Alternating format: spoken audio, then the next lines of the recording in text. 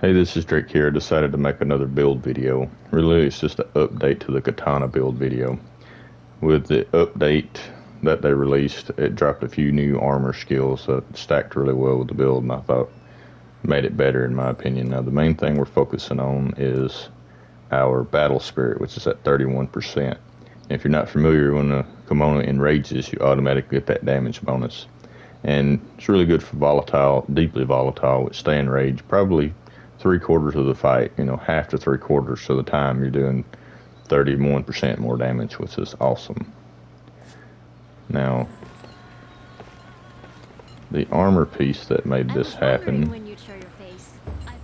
was the waist piece. This one here. It's a bright-eyed archer. It gives you 12% battle spirit. The rest of them's okay. 33% fatigue recovery, 25% stealth art. I guess is good, but we really just went after the 12% battle spirit. Now, I was running this one, which was, we had to drop a 3% slash bolster, and the slide stepper and the nimble fingered. But I thought it was a pretty fair trade, because if you're farming volatile or deeply volatile, like I said, they stay enraged. Especially like the deeply volatile. I'm not 100%, but I believe there's a DPS check, so after you do a certain amount of damage, they become enraged and stay enraged for the rest of the fight. So if you get them to that first enraged state in the first minute of the fight, the rest of the time you're getting straight up 31% more damage. Of course, on the sword you get 10% automatically, and that's why I went with it. I already had 10%, and the waist here you get another 12%, so that's 22%. The rest just comes from talons that I have. There might be better ones. This is just what I had laying around. And I'm getting 9%. You could stack another one in there for another 3% and get it even more. Honestly, I just didn't have another one. I might have another one laying around now, but that's a good thing about it. Now, another thing I had noticed is with the new update, it moved your cost base for your talismans up to 80, which will allow you to run resurrection talismans with this. I mean, on this build, you could just drop the health boost, the solar protection, drop a manifestation in there. You wouldn't have to give up your 5% Hawkeye and your Dodge Master to have resurrection on your build. And really 1% drop in defense and offense, you're probably not going to notice it much.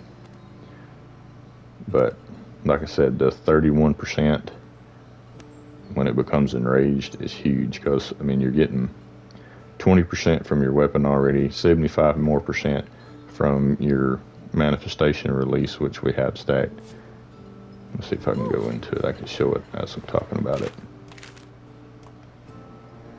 So yeah, I mean you're getting 20% on all your attacks straight up, and then 75% manifestation, so you're getting 95% right there.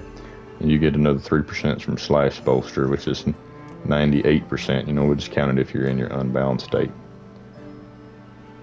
Alright, and then from your Hawkeye, that's hitting the yellow hit, a weak spot.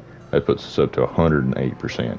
And then if they're enraged, you attack another 31% on that for 139%.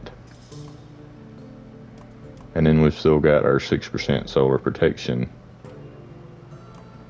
So, yeah, I mean, you're pushing a whole lot of DPS extra. But even if you're not in your unbound state, you get 20% from the weapon, or the 3%, or 23% from the slash bolster, another 31% if they're raged, which is 53%, 10% from the Hawkeye, the 63%, and then another 60 more. You're at 69% damage boost, even out of your unbound state with this setup if they're enraged. Now, I would say if you're speed running or hunting a lower rank something, the battle spirit probably wouldn't be as good as something else you could swap it out for. I do like that it's almost like running a desperation or a verb without the having to be at full health or without losing any defense, because you can see my defense is at 380. Now, I did upgrade. If you can look to the left, the sword is +2. It adds 56 to it. Now, I figured it's about 8.5% that it puts to it by doing the 2, so it's well worth it. And all of my armor upgraded to +3, and the new one's +4. But, you know, the +3s add like 12 defense per piece, and the +4, I think, added 16%. So, or 16 points of defense, sorry. So, I mean, that's how, I mean, you're setting at 380 defense with 760 offense, and that doesn't, you know, the only thing that's making that go up is just the solar protection. Nothing else of this actually factors into it. So you're not going to see it on the training bear. But even from the other build, dropping the solar protection and dropping the 3% slash bolster, we still get, well, solar protection ain't active right at the moment. Anyway, you still get more damage than you did before just upgrading the sword like it was. And I thought the ability to stack 31%, and it's guaranteed that the monster's going to enrage unless you kill it before it gets to that point.